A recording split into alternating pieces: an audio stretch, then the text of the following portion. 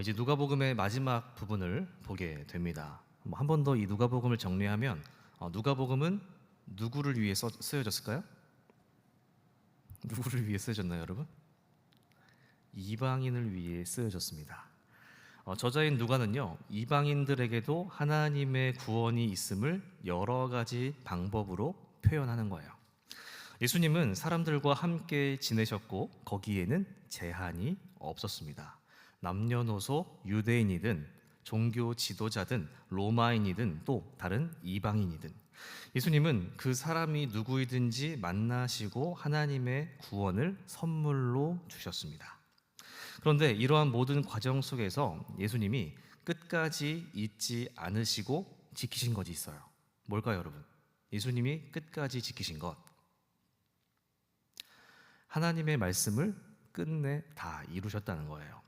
구약에서부터 예언된 메시아에 대한 약속들, 또 그 말씀들을 하나도 빠짐없이 지키시면서 그 말씀들을 차근차근 하나하나 성취해 가셨다. 그리고 그 정점이 뭘까요, 여러분? 온 인류의 죄를 지고 십자가에 달려 죽으시는 것. 여러분, 우리가 예수님이 십자가에 달려 죽으셨다는 것을 너무나도 많이 듣기도 했고 익숙하게 받아들여서 은연중에 이 일을요, 아무렇지 않은 일로 받아들이고 있는지도 모릅니다. 그러나 예수님께 있어서 십자가는 결코 아무렇지 않은 일이 아니었어요. 예수님은 정말 많은 능력이 있으셨죠. 사람을 살리기도 하고 바다와 바람을 잠잠하게 하기도 하시고 귀신조차 떨게 만드는 큰 능력이 있으셨던 분이셨어요. 그러한 일들은요, 어쩌면 예수님에게 가장 쉬운 일이었을지도 몰라요. 그러나 이러한 예수님께 십자가는요, 인간으로 계셨던 평생 가운데 가장 어려운 선택이셨다. 예수님은 가지신 능력으로, 그가 할 수 있는 능력으로 십자가를 피할 수도 있었지만 끝내 하나님의 말씀을 피하지 않고 이루어 가셨다는 거예요. 누가복음 22장 42절의 말씀 보겠습니다. 이르시되 아버지여, 만일 아버지의 뜻이거든 이 잔을 내게서 옮기시옵소서. 그러나 내 원대로 마시옵고 아버지의 원대로 되기를 원하나이다 하시니. 예수님은요, 십자가를 앞두시고 그 앞에서 하나님께 기도하셨습니다. 내용을 보면 어때요, 여러분? 예수님이 십자가를 흔쾌히 받아들이셨다고는 할 수 없겠죠. 십자가를 직면하시면서 참 어려운 선택을 하시는 것을 볼 수 있습니다. 그만큼 예수님에게 있어서도 십자가를 진다는 것은 고민을 거듭한 일이었다. 그 고민 끝에 예수님은 하나님의 원대로 이루어 가셨어요. 스스로를 하나님께 맡기시고 죄 없으신 하나님의 아들이 모든 사람의 죄를 지시고 십자가에 달려 대신 죽어 주셨습니다. 끝까지 하나님의 말씀을 잊지 않고 성취하신 거예요.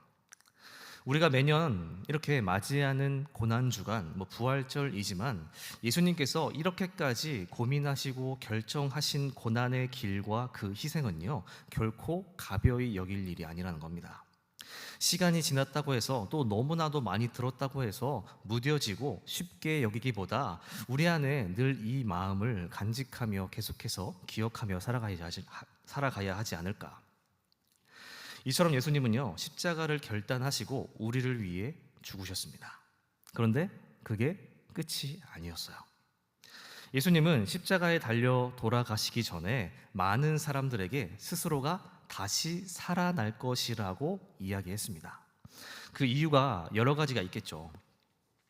하나님의 구원 계획을 미리 밝혀주기 위함일 수도 있고, 또는 사람들로 하여금 예수님의 죽으심을 보며 낙담하거나 믿음을 잃지 말고 예수님의 부활을 준비하게 하기 위함일 수도 있겠죠. 전쟁 중에 군사들을 이끄는 대장이나 우두머리가 죽게 되면 그 군대는 금방 혼란스러워지고 아무리 강했던 군대라고 하더라도 금세 오합지졸이 되기 마련입니다. 예수님을 따르던 제자들도 마찬가지였을 거예요.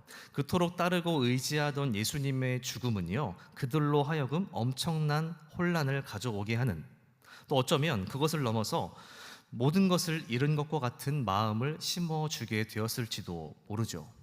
이처럼 예수님은 행여나 신앙이 흔들릴지도 모르는 제자들을 위해서 자신 스스로가 다시 살아나실 것을 미리 진작에 예언해 주셨어요.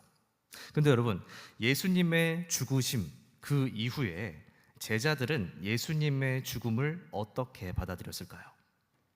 본문 1절입니다. 안식 후 첫날 새벽에 이 여자들이 그 준비한 향품을 가지고 무덤에 가서 이렇게 시작합니다. 예수님은 십자가에 달려 죽으신 이후에 그 시신은요 12명, 아니죠, 한 명 죽었으니까 11명의 제자가 아니라 공회의원이었던 요셉이라는 사람에 의해서 무덤으로 옮겨지게 됩니다. 그토록 예수님과 함께하며 따르던 제자들은 도망하기 바빴고 살기 위해 숨어 있느라 예수님을 장사 지내는 것은 엄두도 못 냈던 거죠. 그러나 그 예수의 시신이 점점 잊혀져 가고 있을 때 요셉이라고 하는 공회의원은요 시신을 옮겨서 장사를 지내 주었다는 겁니다. 23장을 보면 예수님이 묻히신 무덤은요 지금까지 아무도 장사된 적이 없었던 새 무덤이었다고 합니다. 값비싼 향유를 준비해서 예수님께 부어드렸던 한 여인처럼 이 요셉이라는 사람은요 이 새 무덤을 예수님을 위해 준비하고 기꺼이 그에게 내어드린 겁니다. 그렇게 예수님의 시신이 무덤에 있는 동안 안식일이 지나갔어요. 예수님을 따르던 수많은 제자들과 사람들은 지금까지와는 완전히 다른 마음으로 안식일을 지냈을지도 몰라요. 늘 예수와 함께 지키던 안식일이었지만 이제는 예수가 없는 안식일, 예수님이 죽으신 후 처음으로 맞이하는 안식일은 다른 의미가 있었겠죠. 아무튼 그 안식일이 지난 후에 한 무리가 예수님의 무덤에 찾아왔다는 거예요. 그들이 누구예요? 1절을 다시 보니까 찾아온 사람들이 이 여자들이라고 표현하고 있습니다. 다른 제자들이 아니라요 여인들이 예수님의 무덤에 찾아왔다. 장사 지내주는 것도 무덤에 찾아오는 것도 예수님의 11제자의 모습은 어디서도 찾아볼 수 없죠. 예수님의 무덤에 찾아온 여인들의 정체는 10절에서 말해주고 있어요. 10절을 보면 막달라 마리아와 요한나와 야고보의 모친 마리아 그리고 또 다른 여인들, 그 숫자는 정확히 알 수 없지만 많은 여인들이 예수님의 무덤에 찾아왔습니다. 이들이 무덤에 찾아온 이유는 예수님의 시신에 향품을 바르기 위해 찾아온 거라고 해요. 당시의 유대인들은 사람이 죽으면 시신에 향품과 향유를 바르면서 장례를 치러 주었다고 합니다. 여기에는 시신의 부패를 늦춰주고 존경과 애도를 표하는 마음이 포함되어 있었다고 해요. 예수님의 시신을 급하게 옮겨와서 무덤에 안치했기에 아직 향품과 향유를 바르지 못했고 아직 치르지 못한 장례 절차를 이행하고자 이 여인들이 안식일이 지난 후에 예수님의 무덤에 찾아오게 된 거예요. 자, 그런데 이렇게 많은 수의 여인들이 예수님의 무덤을 찾아왔는데 도착해 보니까 준비해온 모든 것들이 의미가 없어졌어요. 왜 의미가 없어졌을까요? 2절 3절입니다. 돌이 무덤에서 굴려 옮겨진 것을 보고 들어가니 주 예수의 시체가 보이지 아니하더라. 오늘 2층에서 보니까요 유아부에서 예수님의 무덤을 잘 표현해 놨더라고요. 보셨나요, 여러분? 보면 우리가 생각하는 무덤이랑 좀 다릅니다. 무덤이라고 하면 여러분들 가운데에는 묘가 있는 산소에 가본 분도 계실 거고 또는 납골 땅에 가본 분들이 있을 거예요. 묘는 죽은 사람을 나무 관짝에 넣어서 땅에 묻고 흙으로 덮어놓은 형상을 하고 있죠. 그래서 예전에는 명절 때나 제사를 전통적으로 지키는 집안들은 제사 때에 그때마다 잡초를 뽑아주기도 했습니다. 벌초한 거죠. 저도 어렸을 때 벌초한 기억이 있어요. 그때 개념이 없어서 막 묘를 밟기도 했는데, 아무튼 그리고 요즘에는 과거와는 달리 납골당이 많이 있습니다. 죽은 사람을 화장해서 유골이 남으면 그 유골을 가루로 만들어서 봉안함에 넣어두고 그 봉안함을 말하자면 장식장 같은 곳에 안치해 두는 거죠. 저마다 방법은 다르지만 장단점이 있겠죠. 이처럼 우리가 생각하는 무덤은요, 이러한 모양을 하고 있지만 예수님의 무덤은 달랐어요. 당시 유대인들의 무덤은요, 동굴의 형태를 하고 있었던 것 같습니다. 그 크기는 저마다 다르겠지만 동굴을 만들어서 그 가운데 시신을 안치하면 동굴의 입구는 큰 돌로 막아두었다. 요즘에도 묘를 하나 만들려면 많은 사람들과 굴착기 같은 중장비가 필요한데, 이 당시에 동굴을 만들고 또 입구를 막는 것은 얼마나 많은 사람들의 손이 필요했을까? 그 무게는 알 수 없지만 한두 사람의 힘으로는 어림도 없었을 겁니다. 그런데 예수님의 시신이 있었던 무덤의 문이 어떻게 돼 있었다는 거예요? 옮겨져 있었다. 그러니까 열려 있었다. 우리의 문화로 따져보면 무덤이 파헤쳐져 있었다라는 거랑 똑같은 거예요. 이처럼 동굴 문이 열려 있었다면 그곳에 찾아온 여인들은요, 예수님의 무덤이 도둑 맞았다고 착각했을지도 모릅니다. 실제로 당시에도 남의 무덤을 파헤치는 도굴꾼들이 많이 있었다고 해요. 그런 것처럼 여인들은 누군가가 예수님의 무덤을 도굴했다고 여겼을지도 모르죠. 그래서 여인들은요, 근심하면서 열려있는 동굴로 한 걸음 한 걸음 들어가기 시작합니다. 그런데 그곳에는 들어갔더니 있어야 할 것이 없고 없어야 할 것이 있었다는 거예요. 4절입니다. 이로 인하여 근심할 때에 문득 찬란한 옷을 입은 두 사람이 곁에 섰는지라. 여인들이 찾아간 곳은 분명 예수님의 무덤이었어요. 번지수를 잘못 찾지 않는 이상 남의 무덤에 갈 일은 없었을 거죠. 그런데 분명히 예수님의 무덤인데 여기 계셔야 할 예수님은 계시지 않고 누가 있었다는 거예요? 누가 있었어요? 찬란한 옷을 입은 두 사람이 있었다. 둘이라는 숫자는 어찌 보면 도굴하기에 딱 좋은 숫자인지도 몰라요. 여인들 가운데 누군가는 이 두 사람을 도굴꾼으로 여겼을지도 모르죠. 어찌됐든 좋은 마음으로 동굴에 찾아왔던 이 여인들은요, 적지 않게 놀라게 됩니다.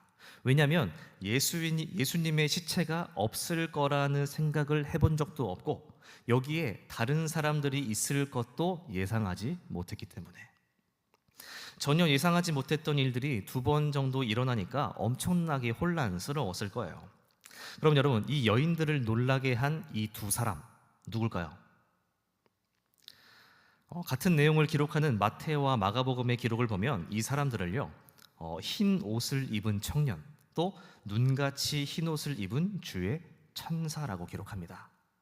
청년과 천사라고 표현을 달리 말하고 있지만 천사가 청년의 모습을 하고 있었다고 보면 돼요. 정리하면 여기 나오는 두 사람은 하나님이 보내신 천사라고 할 수 있겠죠. 여인들은 예수님의 시신에 향품을 바르고 장사를 치르기 위해 찾아왔습니다. 그러나 예수님의 무덤에서 만나게 된 것은 예수님이 아니라 두 명의 천사였다. 그렇다면 이 두 천사는 왜 이곳에 있었던 걸까? 여인들이 예수님을 찾아온 이유가 있었던 것처럼 이 두 천사 또한 이곳에 있었던 이유가 있습니다. 5절, 6절입니다. 여자들이 두려워 얼굴을 땅에 대니 두 사람이 이르되 어찌하여 살아있는 자를 죽은 자 가운데서 찾느냐? 여기 계시지 않고 살아나셨느니라. 갈릴리에 계실 때에 너희에게 어떻게 말씀하셨는지를 기억하라. 천사를 마주한 여인들은 두려움에 엎드렸습니다. 그때 천사들이 이야기했다는 거예요. 천사들은 여인들이 무덤에 온 목적을 알고 있었습니다. 그런데 그 목적이 잘못되었다는 것을 알려주는 거예요. 너희들이 예수의 시신을 보러 왔느냐? 그는 여기에 계시지 않고 살아나셨다. 여인들은 천사의 말을 듣고 세 번째로 혼란스러워졌을 겁니다. 첫 번째는 예수가 없어서, 두 번째는 천사가 있어서, 세 번째는 예수가 살아나셔서. 여인들은 혼란스러운 와중에 천사들의 말이 진짜인지 아닌지 긴가민가 했을 겁니다. 그런데 그러한 혼란 중에 천사는요, 근거를 제시해요. 6절을 보면 갈릴리에 계실 때에 너희에게 어떻게 말씀하셨는지를 기억하라고 이야기하죠. 천사는 갈릴리라는 지명을 언급하고 있습니다. 그 이유는요, 이 여인들이 갈릴리로부터 온 사람들이었기 때문이었어요. 이 여인들은 갈릴리에서 예수님을 만났고 갈릴리에서 말씀을 들었으며 그곳에서 예수의 부활에 대한 이야기를 들었기 때문입니다. 천사가 제시한 근거를 통해서 여인들의 혼란스럽고 두려웠던 마음은 곧이어 예수를 기억하고 그의 말씀을 되새기는 마음으로 변화되기 시작하죠. 근데 여러분, 반대로 이야기해보면요, 여인들은 분명히 부활에 대한 이야기를 들었으나 기억하지 않았다는 것이 됩니다. 어쩌면 예수님이 해주셨던 모든 말씀을 간직하고 있었으나 예수님이 죽으심과 동시에 그 말씀까지 죽어버린 것이 아닌가 싶기도 해요. 예수님은 분명히 죽으시기 전에 다시 살아나실 것을 말씀해 주셨습니다. 그러나 그들은 예수님의 죽으심과 동시에 모든 말씀을 잃어버리게 된 것이 아닌가. 우리 누가복음 21장 33절의 말씀 보겠습니다. 천지는 없어지겠으나 내 말은 없어지지 아니하니라. 여러분, 예수님은요 분명히 말씀하셨어요. 세상 천지가 다 없어져도 무엇은 없어지지 않는다? 말씀은 없어지지 않는다. 모든 것이 다 사라져도 이 세상 희망, 목적, 이유, 심지어 예수님이 죽으셔도 하나님의 말씀은 결코 사라지지 않는다. 오늘 우리가 여러분 이것을 기억해야 하지 않을까요? 여러분, 오늘을 살아가는 우리에게도 본문의 여인들과 같은 상황이 찾아올 때가 있을 거예요. 우리가 믿고 신뢰했던 것들, 또 소망하고 기대했던 모든 것들이 한순간에 사라지게 될 때 그것과 함께 내 마음에 영원하신 하나님의 말씀마저 사라져버리게 될 때가 있을지도 모른다는 겁니다. 그러나 여러분, 그때 우리가 분명히 기억해야 할 것은 우리가 기대하고 소망했던 것들, 또 믿고 신뢰했던 모든 것들이 사라진다 하더라도 하나님의 말씀은 사라지지 않는다. 오늘 우리에게 하신 말씀들, 약속들은요 하나도 땅에 떨어지지 않고 하나님께서 이루어 가신다는 거예요. 오늘 우리가 그 사실을 기억할 수 있기를 바랍니다. 이처럼 여인들도 천사를 통해 예수님의 부활에 관한 이야기를 기억하기 시작합니다. 그리고 그들의 마음에는 다시 소망이 자라나기 시작하고 새로운 일들을 이루어가기 시작하죠. 9절입니다. 무덤에서 돌아가 이 모든 것을 11사도와 다른 모든 이에게 알리니.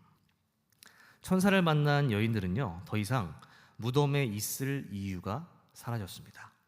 더 이상 향품도 필요가 없어졌고 혼란스러워할 필요도 없어졌어요. 그리고 새로운 목적이 생겨났습니다. 뭘까요? 부활하신 예수님을 알리는 것. 천사를 통해 이야기를 전해 들었을 뿐 아직 예수님을 만난 것은 아니지만 천사의 존재와 그 증언이 예수님의 부활의 증표가 되었을 겁니다. 여인들은 예수님의 말씀을 기억하면서 곧바로 11사도에게 찾아가서 보고 들은 것들을 증언하기 시작하는 거예요. 여인들은 신나는 마음으로 곧바로 제자들에게 찾아가서 빈 무덤과 예수님의 부활을 전했을 겁니다. 아마도 이 제자들 또한 부활의 소식을 듣고 기뻐할 거라고 예상하고 찾아갔을지도 모르겠어요. 그러나 이 11사도 제자들의 반응이 어떨까? 11절입니다. 사도들은 그들의 말이 허탄한 듯이 들려 믿지 아니하나. 예수님의 죽음을 뒤로한 채 제자들은 숨어 있었습니다. 스승을 잃고 숨어 지내던 그들의 마음은 말로 다 할 수 없었겠죠. 어쩌면 그토록 상심에 빠져 있는 그들을 위로하고자 여인들이 불이 나게 달려왔는지도 몰라요. 그러나 이 제자들은요 예수님의 부활 소식을 듣고는 허탄한 듯이 들었다라고 표현하고 있어요. 여기서 허탄은요 어리석은 말, 쓸데없는 잡담을 의미합니다. 쉽게 헛소리, 농담이라고 할 수 있겠죠. 그런데 이 11절에서 말하는 뉘앙스는 좀 더 강하다고 합니다. 여인들이 달려와서 자신들이 보고 들은 것을 제자들에게 나눌 때에 제자들은 농담으로 여기는 것을 넘어서 이 여인들을 미친 사람 취급했다. 그리고 여기서 믿지 않는다라고 말하고 있는데 그냥 믿지 않는 정도가 아니라요, 계속해서 어떤 믿음도 갖지 않는 상태를 의미한다고 합니다. 그러니까 여러분, 우리가 농담을 들어도 그럴 수도 있겠는데 라고 할 수 있잖아요. 그런데 제자들은 이 여인들의 말을 농담 취급하고 미친 사람 취급하면서 정말 예수님의 말씀을 들었던 적이 단 한 번도 없는 사람처럼 대했다는 거예요. 조금도 믿지 않았다. 그런데 그 가운데 딱 한 사람만이 다른 행동을 취했다는 거예요. 마지막 12절입니다. 베드로는 일어나 무덤에 달려가서 구부려 들여다보니 세마포만 보이는지라 그 된 일을 놀랍게 여기며 집으로 돌아가니라. 다른 행동을 한 사람은 바로 베드로였습니다. 베드로는 늘 다른 제자들과는 조금 달랐던 사람이었던 것 같아요. 그 행동이나 생각이 다른 제자들에 비해서 조금 튀거나 생각이 깊을 때가 종종 있었죠. 여기서도 그의 특징이 발휘된 것이 아닌가 싶기도 합니다.